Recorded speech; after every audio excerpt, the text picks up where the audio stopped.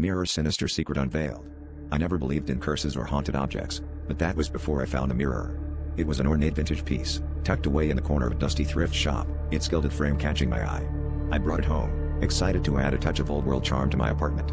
At first, it was just a beautiful decoration, reflecting the room's warm light. But then, one quiet evening, I noticed something strange. My reflection blinked a moment after I did. It was subtle, almost imperceptible, yet enough to send a shiver down my spine.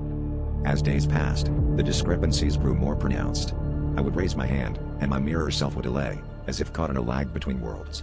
I started to avoid looking at it directly, but it was almost as if it demanded my attention, drawing my gaze back with an unseen force. Friends who visited commented on how captivating the mirror was, yet none of them noticed its odd behavior. One night, as I sat facing away from it, I felt a cold breeze brush against my neck, though all windows were closed. I turned, and there it was, my reflection staring back at me with a sinister grin I knew I hadn't made. I decided to research the mirror's origins, hoping to find a rational explanation. Digging through old archives, I discovered it once belonged to a renowned illusionist who vanished mysteriously. Legends whispered that he had trapped part of himself inside, a soul ensnared in the world of reflections, seeking to switch places with the living. I laughed it off, convincing myself it was just a story, but the laughter died in my throat when I returned home to find the mirror had moved of its own accord, now positioned at the foot of my bed. That night, my reflection didn't just lag, it moved on its own.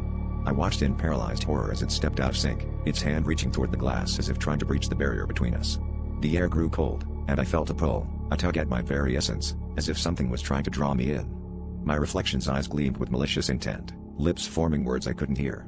The last thing I remember before everything went black was the feeling of falling, deep and endless, into a mirrored abyss. When I awoke, I was staring out from the glass, watching as a stranger wore my face, living my life, while I remained trapped, a prisoner in the world of reflections.